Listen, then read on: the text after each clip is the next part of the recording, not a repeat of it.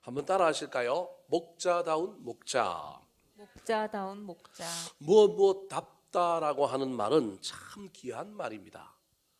어떤 것이 제대로 그 본질대로 잘 되어가고 있을 때, 다울 때 향기가 나고 근사하고 멋집니다. 목사는 목사답고, 장로는 장로답고, 근사는 근사답고, 집사는 집사다운 교회가 좋은 교회입니다. 아버지는 아버지답고, 어머니는 어머니답고, 자녀들이 자녀다운 가정은 행복한 가정입니다. 정치인은 정치인답고, 경제인은 경제인답고, 공무원은 공무원답고, 교육가는 교육가다운 나라가 좋은 나라요, 강한 나라라고 할 수 있습니다. 공자라고 하는 선생이 그래서 노년의 안연편이라고 하는 곳에서 이런 유명한 말을 했습니다. 군군 신신 부부자자. 임금은 임금답고, 신하는 신하답고, 아버지는 아버지답고, 아들은 아들다워야 한다. 오늘 본문 말씀에는 사도 바울의 서성됨과 목자다운 모습이 잘 나타나 있습니다. 고린도전서는 고린도 교회가 분파와 신학적으로 문제가 있고 여러 가지 어려움이 있어서 사도 바울이 소문을 듣고 그것을 고쳐주기 위하여 엄하게 경고하고 있는 편지입니다. 여러분, 그 편지를 보낼 때 그 편지를 보내는 사람은 좀 격정적일 수가 있고요, 좀 미운 마음도 있을 수 있고요, 혼내야 되는 마음도 있고요, 막 그렇습니다. 그런데 이 편지가 끝으로 가면 끝으로 갈수록, 이 편지의 특별히 오늘 마지막인데, 이 16장이 마지막인데, 끝으로 가면 끝으로 갈수록 앞에 있었던, 표현이 좀 이상하지만 노기가 서려 있었던 사도 바울의 그 언어와 태도, 뭔가를 이거 안 고치면 이거 막 이상할 것 같은 그런 태도 속에 막 엄하게 경고했던 이 사도 바울의 태도가 정말로 대선교사답고 대목자다운 모습으로 마지막이 잘 마무리되고 있는 것이 고린도전서 16장이라고 할 수 있습니다. 특별히 조금 이따 이야기하겠지만 여자들이 친구들끼리 열심히 수다 떠고 난 다음에 나중에 뭐라 그래요? 자세한 이야기는 뭐 하자고요?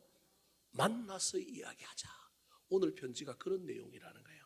사도 바울이 막 혼내고 틀렸다 그러고 너들 어떻게 그렇게 사냐 그러고, 그러다가 13장에 오면 사랑장으로 싹 바뀌잖아요. 그죠? 그 뒤로 오면서 부활에 대한 놀라운 이야기를 하고요. 그러다가 16장에 오면 뭐라고 얘기하냐면, 내가 이렇게 혼내갖고 이렇게 편지 써갖고는 안 되겠고, 내가 너희들 뭐 하고 싶다고요? 만나야 되겠다. 만나야 되겠다. 진짜 목사라는 거예요. 목양하고 있는 목사다. 정말로 아름다운 그 자기의 본분, 자기의 정체성을 그대로 잘 붙들고 나아가는 사람이다.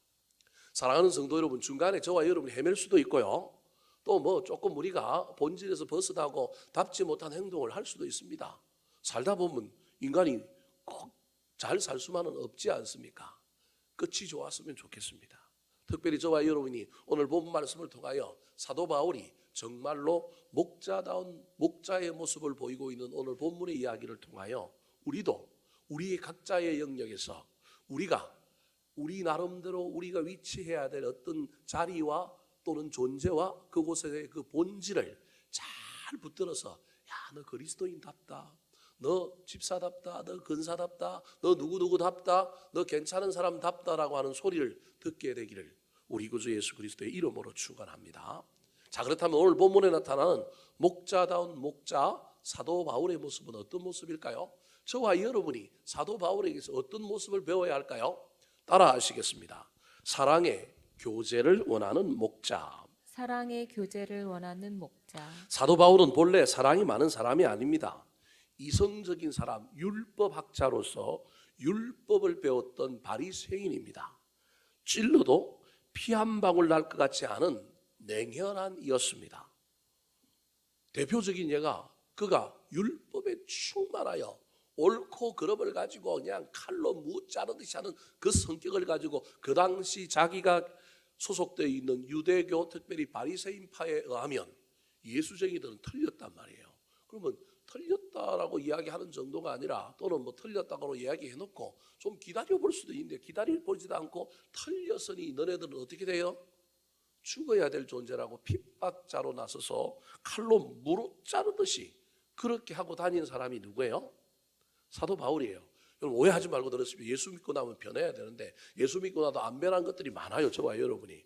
그러니까 사도 바울의 전적, 사도 바울의 인생에 원래 그가 회심하여 예수를 믿기 전에 있었던 그의 모습은요, 결코 그렇게 제가 보기엔 성경을 어디를 들여다봐도 그렇게 부드럽고 겸손하고 인자하고 인격적인 사람이 제가 보기엔 아닌 것 같아요. 근데 예수 믿고 점점점 복음을 전하는 가운데 그도 어떻게 돼가는 거예요? 변해가는 거예요. 이게 얼마나 놀라운 일이에요. 저는 사도 바울의 이야기를 통하여 저의 이야기를 저는 알거든요. 제 인생이 어땠는지, 제 성깔이 어땠는지, 어떻게 제가 살아왔는지를 아는데 예수 믿고 하나님 참 신비하다. 그냥 성도로 놔줬으면 교회 안에서 몇 사람들 힘들게 만들고 목사님들 몇 사람 갈아엎고 얼마나 힘들게 했을까. 그런데 이런 나를 원하지도 않았는데 갑자기 뭘 만들었어요? 목사를 만들었다니까. 신기해요. 저는 한 번도 목사가 되어볼 생각을 해본 적이 없는 사람입니다. 제 아내하고 결혼할 때 나 나중에 목회할까 이런 얘기 해본 적도 없어요. 뒤늦게 34살에 첫째 아들 4살, 둘째 아들 2살, 그리고 몸은 병들어가지고 먹고 사는 생계의 문제도 해결도 못하는데 갑자기 하나님이 저를 인생을 바꿔갖고 신학교로 가게 만들어놨어요. 제가 생각도 못했어요. 저는 책임을 아주 강하게 지는 사람 중에 한 사람이에요. 제 인생의 모토로 치면 그런 선택을 하면 안 되는 사람이에요. 저는 뭐 유교 집안에서 살아서 그런 것도 있지만 나는 내 가정을 내가 책임져야 된다는 사람이고 지금도 어쩌면 그런 걸 가지고 살아온 사람인데 그때는 얼마나 무책임하게 결정했는지 몰라요. 애는 2살, 4살이고 제 아내는 일을 할 수 없는 상태예요. 그리고 나는 몸이 병들어가지고 직장 생활하고 뭐 하다가 몸이 병들어가지고 뭐 제대로 뭘 할 수도 없는 상황인데 갑자기 이상하게 엄마의 기도가 생각나갖고 우리 엄마가 저를 서원에서 낳았는데 나도 목회자 한번 돼봐야 되겠다. 우리 집 사람이 상황을 아니까 절대 가지 말라고 할 것 같아서 비겁하게 제가 결정하지 못하고 우리 아내한테 물어보고 아내가 결정하면 따르자. 저는 우리 집 사람이 가지 말라고 할 줄 알았어요. 인생이 길이 막히고 뭐가 되지 않으니 어떻게 해야 될까 고민하는 가운데 제 아내한테 물었더니 제 아내가 냅다 뭐 하라고요? 가라는 거예요. 도대체 왜 그렇게 생각했는지 저도 잘 모르겠어요. 가라는 거예요. 신학교를 그래서 갔단 말이에요. 갔는데 먹고 사는 일이 얼마나 힘들어요.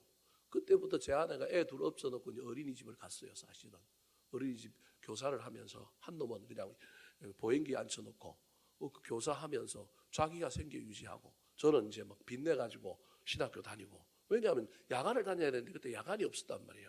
주간에 일을 하고 다녀야 되는데 정식 주간 신학교를 다니니 돈을 벌 수 있는 상황이 안 되죠. 그렇게 신앙생활에서 지금 목회자가 됐는데 전도사 시절에 또 신학교 다닐 때 물론 걔가 천선해서 조금씩 변하게 했지만 중간중간에 울뚝불뚝 성질이 나오기도 하고 거친 형상들이 나오기도 하고 얼마나 그래요. 지금도 있지만 그래도 한 가닥 희망은 그래도 조금씩 뭐 해가고 있는 게 보여요. 여러분은 잘 못 느끼겠지만 같이 살고 있는 제 아내한테 물어보면 알아요. 조금씩 변해가고 있는 모습을 보면서 야 감사하다. 죽을 때까지 끝까지 변해가야 될 텐데 중간에 멈춰갖고 또 옛날로 돌아가거나 그러면 안 되는데 그런 생각을 해봅니다.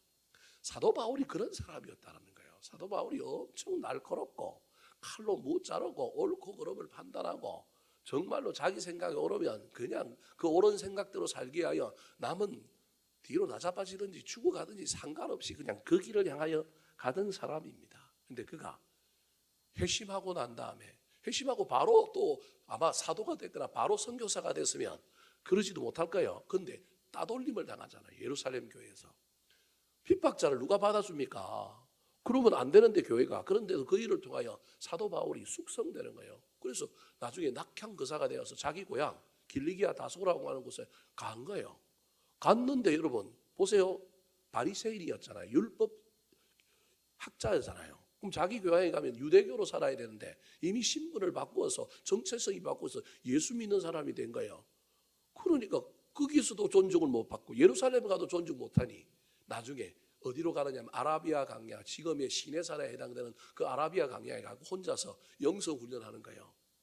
잊혀진 존재가 그 영성 훈련하고 있는 그를 누가 데리고 오느냐 하면 예루살렘 교회에서 핍박이 일어나 흩어졌던 디아스포라 유대인들이 모였던 안디옥이라고 하는 도시에서 교회가 만들어졌는데 그 안디옥 교회 지도자가 바나바가 사실은 지도자가 됐는데 바나바가 성격은 좋고 사람은 좋은데 소위 말하는 가르침의 은사는 없는 거예요.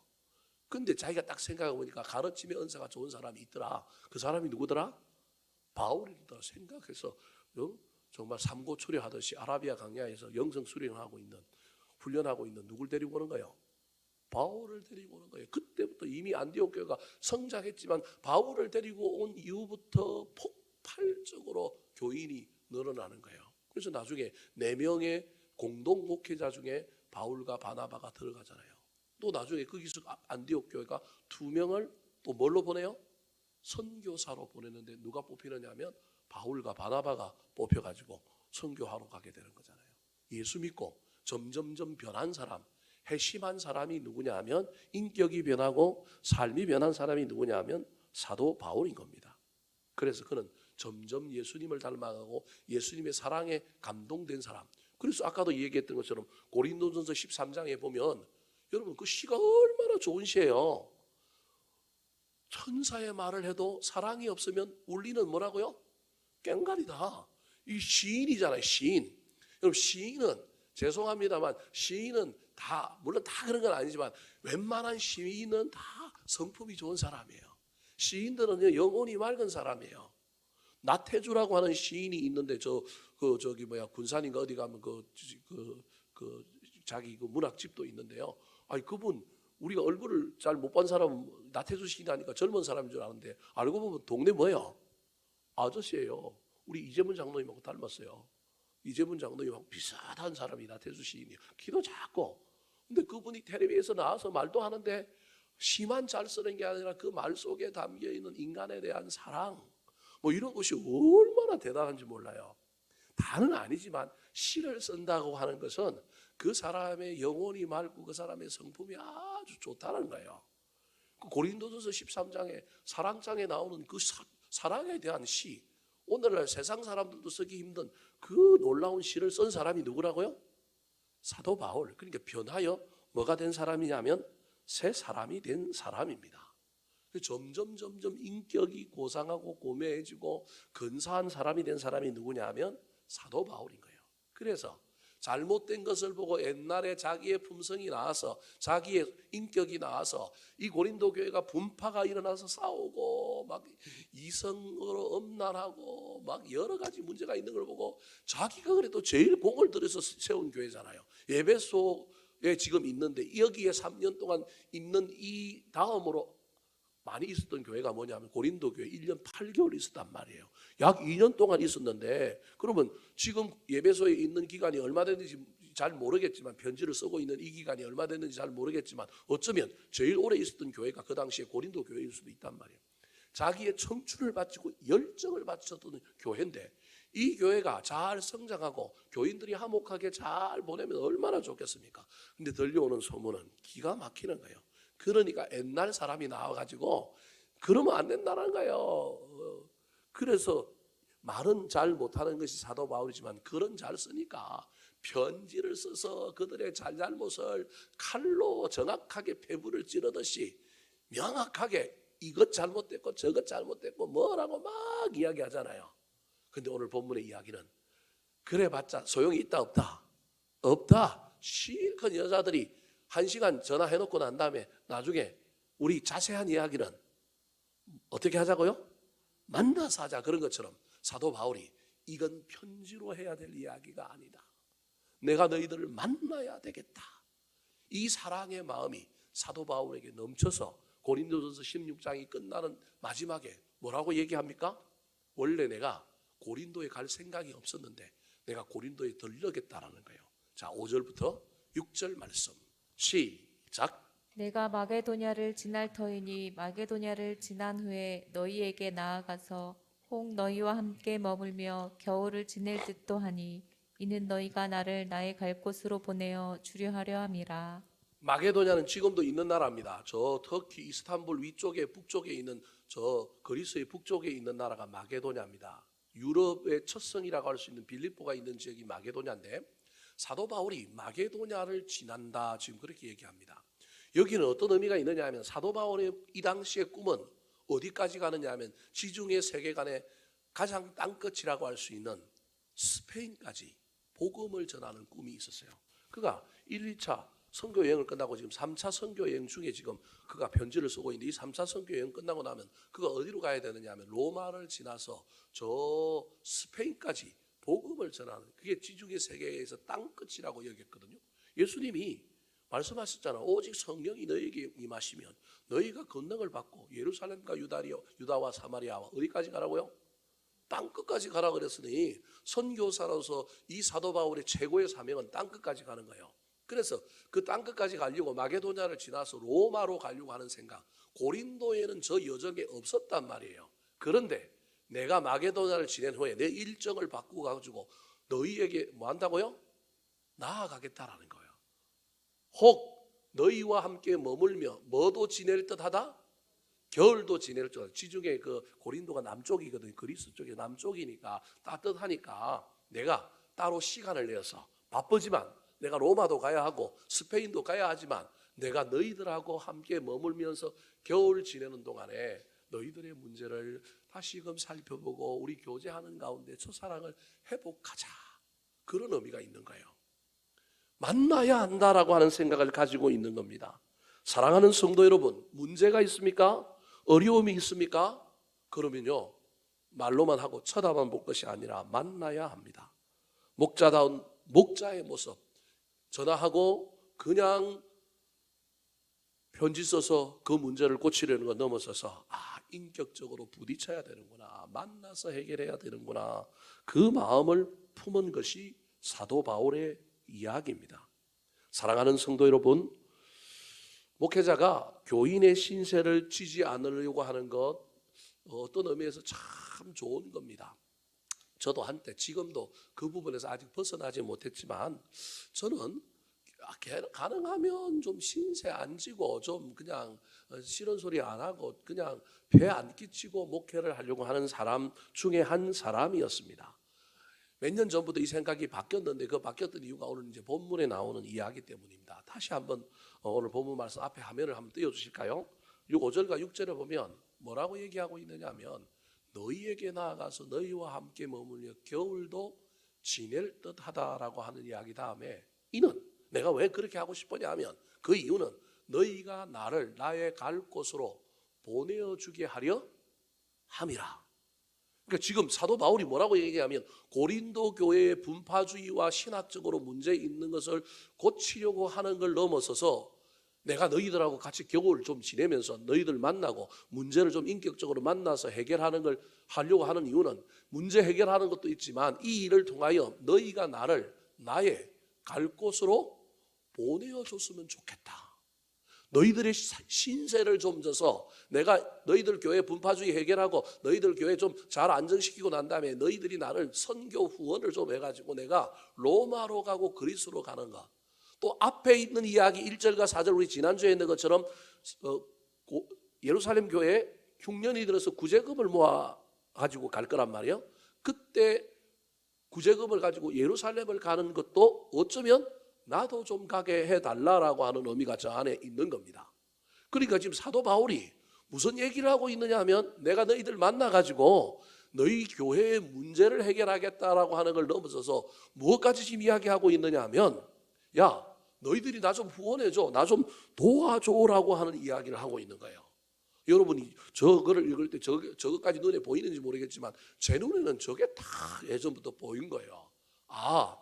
목회자가 교인들을 올바르게 세우고 교회를 바르게 세우느라고 가능하면 교인들에게 짐 안 되고 부담 안 지우고 목회하는 거 참 중요하다. 그 가치를 가지고 살았던 저에게 사도 바울의 저 이야기 속에 놀라운 숨겨져 있는 저 구절에 놀라운 행동 하나가 있는데 그게 뭐냐 하면 사랑인 거예요. 사랑으로 문제를 해결하려고 인격적으로 만나서 그 사랑으로 문제를 해결하고 난 다음에 그 사랑이 모태가 된 그 놀라운 이야기의 바탕에 사랑이라고 하는 건 반드시 뭐가 전제가 되느냐 하면 주는 것이 전제가 되어 있습니다. 주지 않는 사랑은 사랑이 아닙니다. 그래서 사랑은 주는 건데 사도 바울이 뭐라고 얘기하냐면 내가 너희들을 위하여 신학적으로 가르침을 주고 나면 너희들은 나한테 뭘 좀 줬으면 좋겠다라고 이야기하는 거예요. 여러분 제 말을 잘 받아들이셔야 됩니다. 지금 잘못 받아들이면 제가 지금 여러분에게 다른 이야기를 하는 것처럼 오해할 수 있어서 참 민감한데 사도 바울이 사랑함으로 내가 너희들에게 가겠다라는 거예요. 내가 율법적으로 옳으냐 그러냐의 문제를 가지고 너희들 편지 보내고 고린도 교회 문제가 틀렸다 잘못됐다 이런 얘기만 하고 너가 고쳐라. 그러면 그건 선생이라는 거예요. 내가 선생짓만 하려고 하는 게 아니라 내가 부모가 되고 싶은데 부모는 아비는 단순히 그렇게 하고 문제가 해결되지 않는 걸 보고 내가 찾아가서 너희들과 대화하는 가운데 사랑을 가지고 찾아가서 내가 너희들을 바로 세워주겠다. 세워주는 이 놀라운 이야기 가운데 그냥 갑과 을의 관계야 나는 갑이요 나는 목사니 너희들을 세우고 너희들은 거기에 감동하고 나는 존경을 받는 걸 넘어서서 나도 한 연약한 인간으로서 나도 너희들의 뭐가 필요한 사람이냐 하면 도움이 필요한 사람이다. 그래서 서로 도움을 주고받는 이 놀라운 이야기 속에 무엇이 있느냐 하면 동역자 의식이 있다라고 하는 것을 지금 이야기하고 있는 겁니다.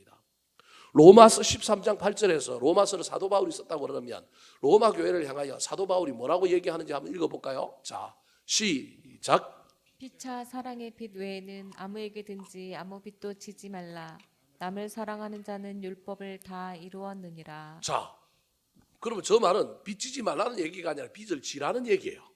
사실은 빚지지 말라 그랬지만 무슨 빚은 지라는 거예요? 사랑의 빚은 지라는 거예요. 그럼 사랑의 빚이 뭐냐면 내가 누군가에게 뭘 받은 거예요? 사랑을 받은 거예요. 그 사랑은 감정적이고 심정적인 것도 있지만 물질적이고 다른 어떤 것도 사랑인 거예요. 그러니까 사랑의 빚은 저라는 거예요. 남을 사랑하는 자가 뭘 다 이루었다고요? 율법을 다 이루었다라는 거예요.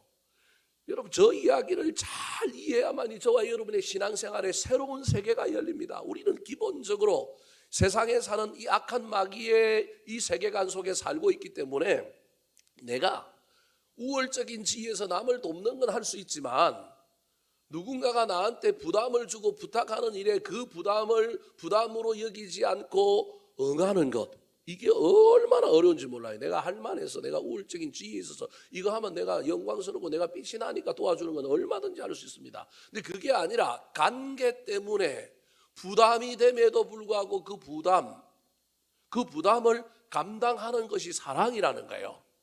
지금 사도 바울이 고린도 교회에 찾아가겠다는 거예요. 원래 갈 수가 없어요. 왜냐하면 자기 일정이 있는데도 불구하고 이 문제가 워낙 심각하기 때문에 내가 너희들을 가서 찾아가겠다라는 거예요. 찾아가서 너희들하고 내가 먹고 마시고 뒹굴면서 서로 사랑하는 일들을 통하여 서로 관계를 다시 맺는 가운데 아무리 옳은 말을 해도 관계가 맺어지지 않으면 그 말이 전달되지 않는 것처럼 내가 너희들과 겨울 지내면서 다시금 서로 관계를 회복하고 사랑하는 사이가 되고 난 다음에 내가 하는 말을 너희들이 들어줬으면 좋겠다. 너와 내가 사랑하는 사이가 되었으니 내가 너희들에게 무슨 빚을 좀 지고 싶으냐 하면 사랑의 빚을 지고 싶다. 그래서 내가 너희들이 내가 갈 곳을 보내줬으면 좋겠다. 그렇게 말하고 있는 것입니다. 여러분 이게 오늘날 목회자뿐만 아니라 신앙인들의 관계의 영역에서 이게 얼마나 어렵고 얼마나 힘든 것인지 모릅니다. 요구하는 사람도 힘들 뿐만 아니라 그 요구함을 받은 사람도 이게 얼마나 부담이 될지 모릅니다. 그런데 둘이 서로 뭐하면 사랑하면 문제가 되지 않습니다. 사랑이 없으면 요구하는 사람도 체면 때문에 요구 못하는 거예요.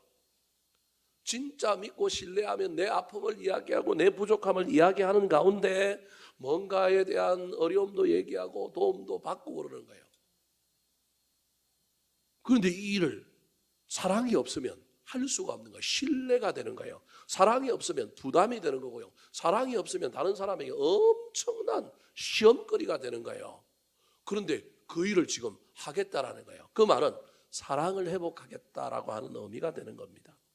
사랑하는 성도 여러분, 사랑하는 사람들끼리에는 어떤 것도 부담이 안 될 수 있습니다. 그 말은 부담이 안 되려면 먼저 긴장이 있고 갈등이 있고 문제가 있으면 그 문제를 어떻게 해야 될까요?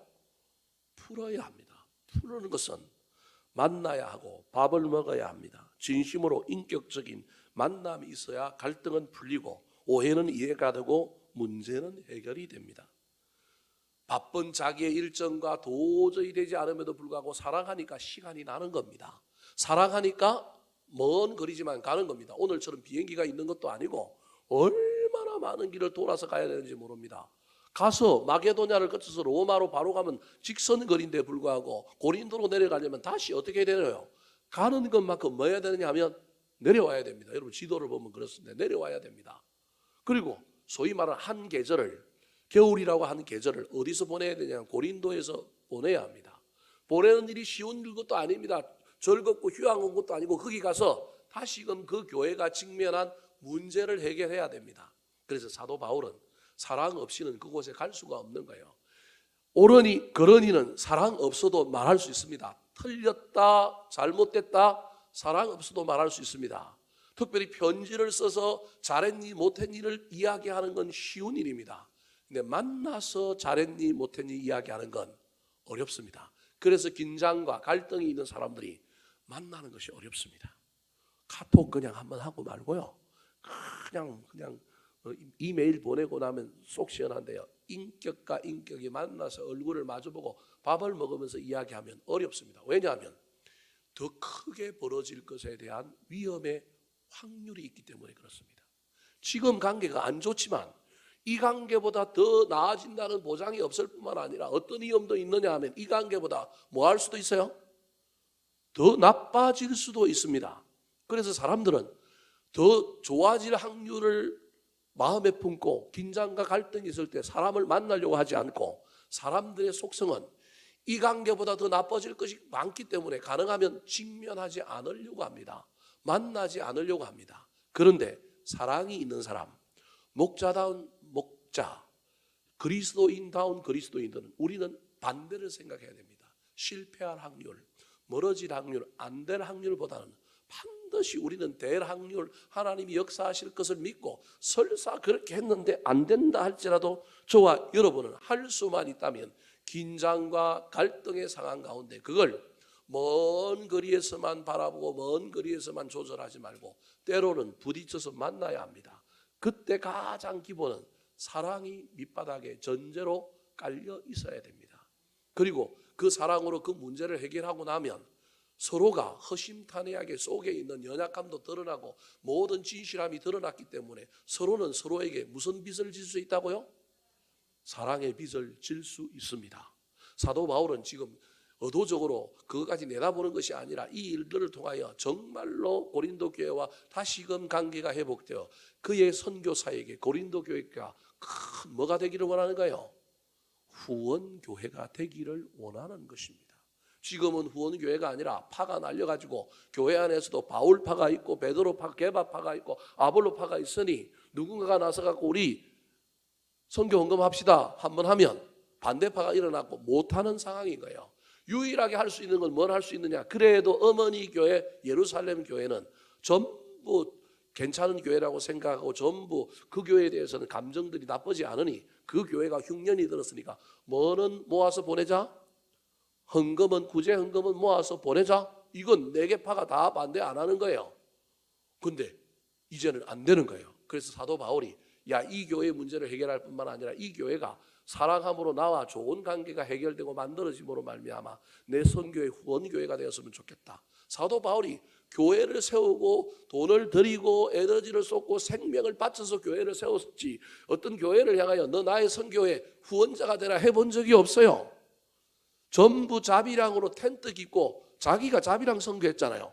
근데 지금 사도 바울이 이 고린도 교회를 향하여 선교 후원하는 교회가 되게 하려고 하는 마음을 갖고 있는 거예요. 그 말은 내가 세운 교회를 넘어서 이제 너희들 문제를 내가 사랑을 가지고 내가 다시금 헌신하여 해결함으로 말미암아 너희와 나 사이에 사랑의 놀라운 다리가 만들어짐으로 말미암아 내가 너희들에게 부탁해도 나도 부끄러움이 없고 너희들이 그 부탁을 받아도 부담이 되지 않는 아름다운 존재가 될 것이다.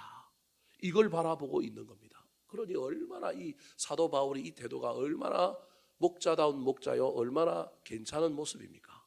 예수를 믿어도 저와 여러분이 긴장과 갈등 상황에 처해지면 우리는 가능하면 이 문제를 해결하지 않으려고 할 때가 얼마나 많은지 모릅니다. 나는 가만히 있는데 자연스럽게 상황이 그 문제를 어떻게 하기를요? 해결하기를. 그죠? 꽁새끼가 대가리를 어디에 묶고 있어요? 나무에 쳐박고 안 보이는 것처럼 누군가가 다 해결해 주기를. 해결되면 성령님의 역사다 또 우리가 그렇게 또 잘 끌어다가 붙여요. 여러분 그런 경우도 있지만 할 수만 있다면 용기를 내어서 10개 중에 저와 여러분이 할 수만 있다면 한두 개만이라도 혹시 이런 문제가 사도 바울과 고린도 교회 간에 이런 문제가 우리 인생 가운데 사람과의 관계에서 어떤 일과의 관계에서 펼쳐진다고 한다면 저와 여러분이 시간을 내고 에너지를 내서 찾아가서 만나고 인격적인 교제를 하는 가운데 사랑함으로 관계가 회복되어 서로가 서로에게 사랑의 빚을 질 수 있는 아름다운 관계까지 만들게 되기를 우리 구주 예수 그리스도의 이름으로 축원합니다. 두 번째, 오늘 본문에 나타난 사도 바울의 목자다운 목자의 모습은 무엇일까요?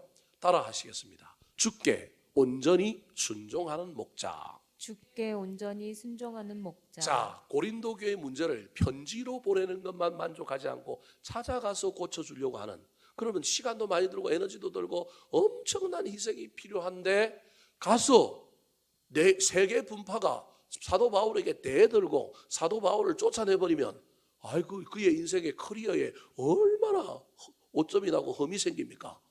그런 걱정하면 갈 수 있어요 없어요? 못 가는 거예요. 근데 내 개인의 이익이 아니라 저 교회의 이익과 하나님 나라의 관점으로 사랑을 가지고 누가 가는 거예요? 사도 바울이 가겠다는 거예요. 이게 이제 저와 여러분의 태도여야 하는 거예요.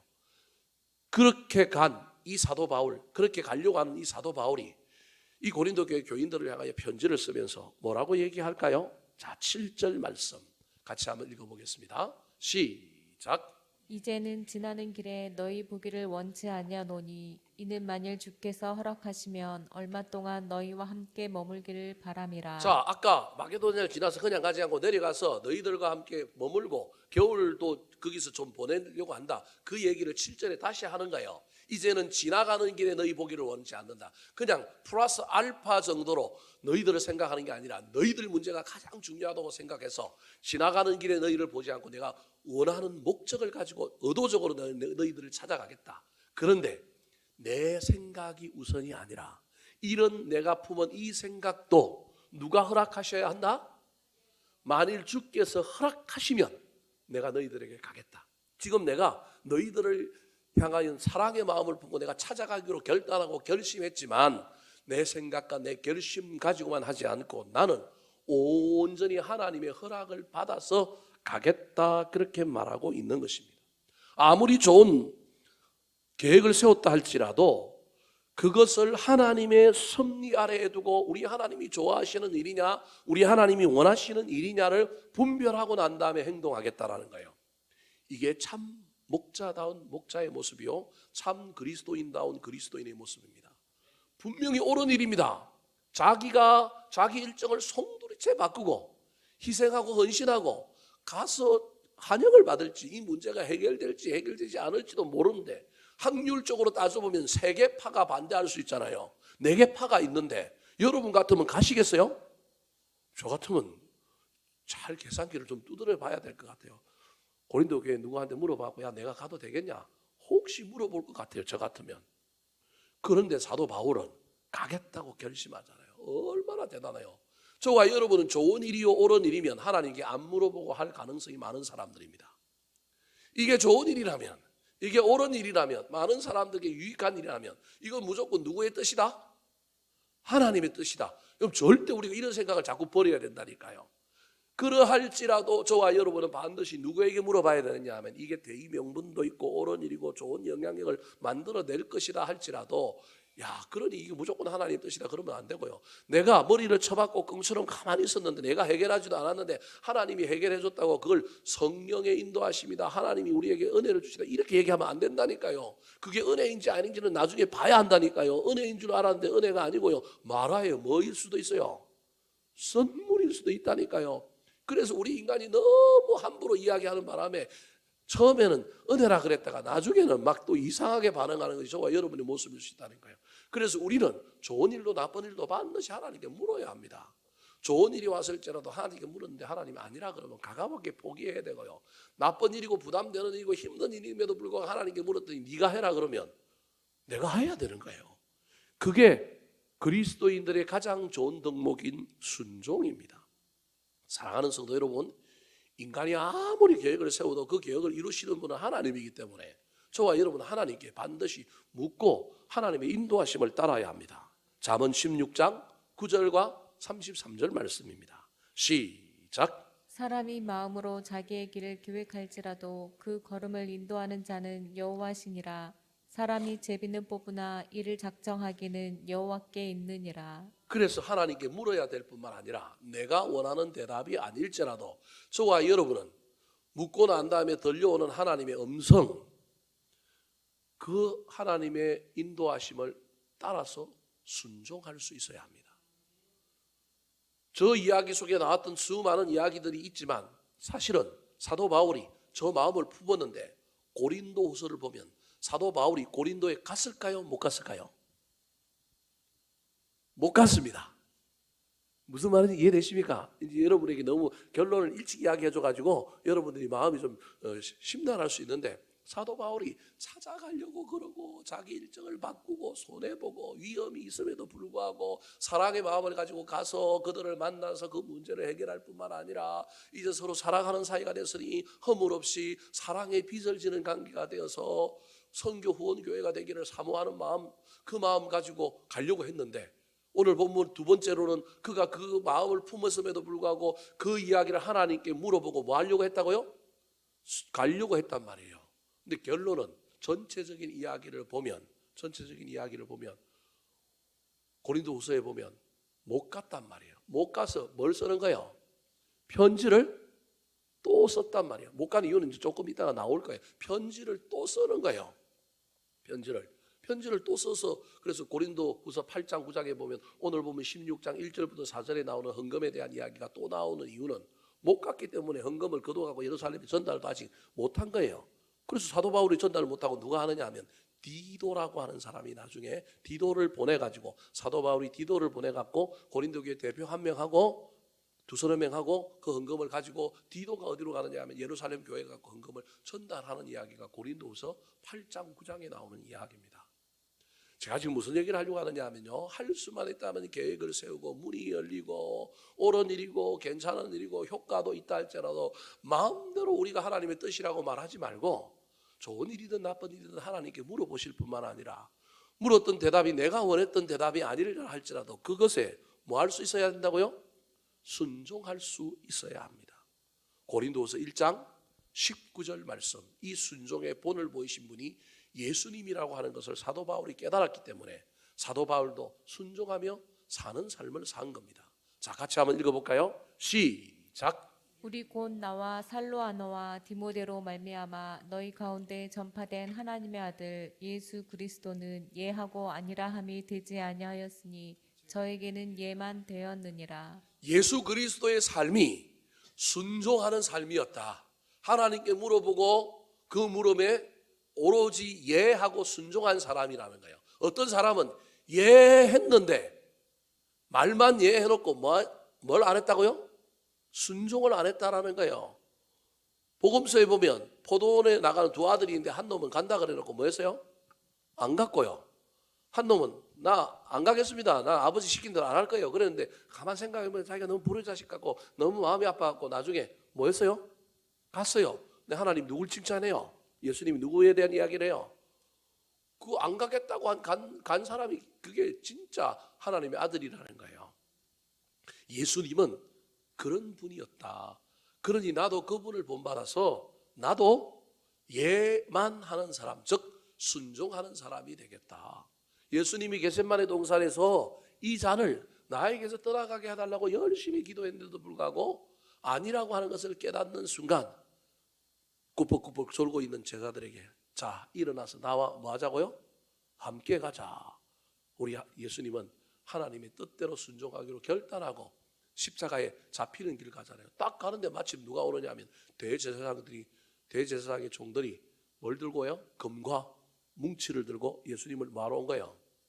잡으러 왔단 말이에요. 기가 막힌 영화의 한 장면이에요. 기가 막힌, 이미 순종하기로 결정하고 그게 아직 안 돼갖고 하나님께 열심히 게세마네 동산에서 물어보는데 하나님의 놀라운 그 응답을 깨달은 예수님께서 순종함으로 드디어 고난의 길, 십자가의 길을 가게 되는 것입니다. 사랑하는 성도 여러분, 그리스도다운 그리스도인, 목자다운 목자, 순종하는 사람임을 잊어버리지 마시기 바랍니다. 하나님께 물어보시고 묻고 난 다음에는 내 뜻과 상관없다 할지라도 순종할 수 있는 저와 여러분 되기를 예수님의 이름으로 축원합니다. 마지막으로 오늘 본문에 나오는 사도 바울의 모습, 목자다운 목자의 모습은 무엇일까요? 사도 바울을 통하여 그리스도인다운 그리스도인이 되기 위하여 저와 여러분이 배워야 할 것이 무엇일까요? 첫 번째로는 긴장과 갈등상을 내버려 두지 않고 사랑의 마음을 가지고 교제하고 만나서 해결하는 사람이 진짜 목자다운 목자요, 그리스도인다운 그리스도인이라는 거예요. 계획을 세웠다 할지라도 하나님께 물어보고 하나님의 응답에 따라 순종하는 사람이 목자다운 목자요, 그리스도인다운 그리스도인이었습니다. 세 번째입니다. 따라하시겠습니다. 고난을, 저거 안 바꿨네요. 예, 고난을 기회로 바꾸는 목자. 고난을 기회로 바꾸는 목자. 한 번 더 따라하실까요? 고난을 기회로 바꾸는 목자. 고난을 기회로 바꾸는 자, 목자. 지도자는 고난을 받을 때 좋은 지도자인지 아닌지 판가름 납니다. 시련의 바람이 불어닥칠 때 피하고 숨느냐, 아니면 바람을 맞받으며 고난아 와라, 축복의 통로인 줄 내가 알고 통과하겠다, 직면하겠다, 담대하게 맞서는 지도자가 진정한 지도자요, 목자입니다. 오늘 본문에도 사도 바울이 그런 모습이 보입니다. 8절 9절 말씀 시작. 내가 오순절까지 에베소에 머물려 함은 내게 광대하고 유효한 문이 열렸으나 대적하는 자가 많음이니라. 자, 내가 너희들에게 갈 계획을 세웠다라는 거예요. 마게도냐를 지나는 길에 고린도로 가서 너희들과 함께 내가 겨울을 보내고 내가 너희들과 함께 인격적인 만남을 통하여 내가 너희들의 문제를 한번 해결해 보려고 애를 쓰겠다. 이건 도전이에요. 이건 위험이 감수되어 있는 건데 그걸 하겠다라는 거예요. 그런데 지금 당장은 내가 못 간다. 오순절까지는 내가 어디에 지금 머물러 있겠다? 예배소에 머물러 있겠다라는 거예요. 이유는 간단해요. 내게 강대하고 무슨 문이 열렸다고요? 유효한 문이 열렸다. 복음 전할 유효한 문, 복음 전할 기회가 뭐였다고요? 열렸다라는 거예요. 복음 전할 기회가 열렸는데 기회만 열린 것이 아니라 뭐도 많다고요? 대적하는 자도 많대요. 그러면 대적하는 자가 있으면 피해야 되지 않겠습니까? 그런데 하나님께서 이 기회를 주셔서 이 에베소에 놀라운 복음이 전파될 것 같은 그 놀라운 역사가 시작될 것 같다는 느낌이 있는 거예요. 이 자리에 자기가 에베소 교회 교인들을 보호하고 이 교인들을 인도하고 이 교인들과 함께 잘 지나가야만 될 것 같은 거예요. 그런데 여기 있으면 대적하는 자가 많아서 필연적으로 자기가 지도자니 뭘 받을 것 같아요? 고난을 받을 것 같단 말이에요. 그런데 고난을 받을 자리에 내가 피하는 것이 아니라 고난이 있음을 알고도 내가 그 자리를 지켜서 머물다가 가겠다. 내가 너희들 문제가 급하기 때문에 당장 가려고 하겠지만 너희들 문제는 내가 편지를 일단 보내고 나중에 찾아갈 테니까 지금 현재 더 중요한 문제가 있는데 그게 뭐냐 하면 복음의 문이 열렸는데 복음의 문과 함께 뭐도 일어나고 있느냐 하면 고난이 일어나고 있기 때문에 내가 이 고난을 맞서서 싸우고 이 고난 가운데 암탉이 알을 품은 같이 에베소 교회 교인들을 품어줘야 되겠다. 그것 때문에 고난의 자리를 자기가 지키겠다라는 겁니다. 사랑하는 성도 여러분, 얼마나 멋진 이야기입니까?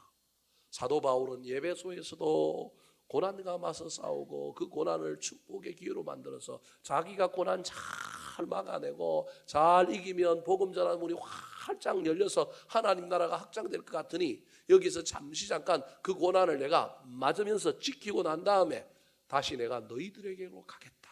근데 나중에 그렇게 되지 못합니다. 에베소에서 감옥에 투옥이 됩니다. 데메드리오라고 하는 은장색이라고 하는 사람이 있는데 우상을 만들어 팔았는데 이 우상 만드는 것이 사도 바울이 복음을 전함으로 말미암아 막힌 거예요. 그 점치는 여자도 고쳐주고요. 막 이러는 바람에 루스드라의 그 감옥에 빌립보 감옥에 갇혔는데 그 간수장이 회심하고요. 뭐 이런 이야기 때문에 복음이 막 문이 막 열려가는데 갑자기 데메드리오라고 하는 이 우상을 만드는 언장색이 일어나고 간에다가 누굴 고발한 거예요? 사도 바울을 고발한 거예요. 복음의 문도 열렸지만 사도 바울이 나중에 이 일로 인하여 어떻게 되는 거예요? 투옥되는 거예요. 투옥돼 가지고 나중에 그 유명한 그 빌립보 간수장을 구원하는 이야기가 나오고 뭐 이런 이야기들이 쭉쭉쭉 나오는 이야기. 지금 그것에 대한 미리 예고편을 보는 듯한 그 이야기를 사도 바울이 하고 있는 거예요. 복음도 전해지고 있지만 대적하는 자가 많은데 내가 이 대적하는 자 막아줘야만이 복음이 자라가고 어린 영혼들이 이 교회 안에서 잘 자랄 수 있지 않겠느냐. 나는 고난을 두려워하는 자가 아니라 고난을 축복의 기회로, 고난을 하나님의 놀라운 은총의 도구로 삼는 자다, 그렇게 말하고 있는 겁니다. 말은 쉽지만 여러분 이게 얼마나 고달플까요? 온몸으로 고난을 막아야 되고요, 책임을 져야 하는데 그 일이 얼마나 어렵겠습니까?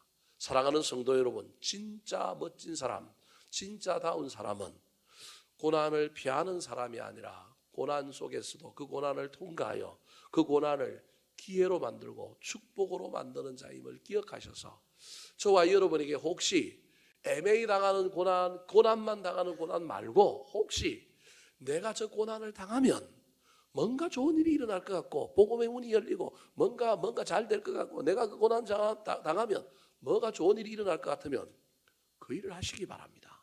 이미 저와 여러분이 그 일을 하고 있습니다. 어디에서 하느냐 하면 가정에서요. 누구 때문에? 그놈의 자식들 때문에.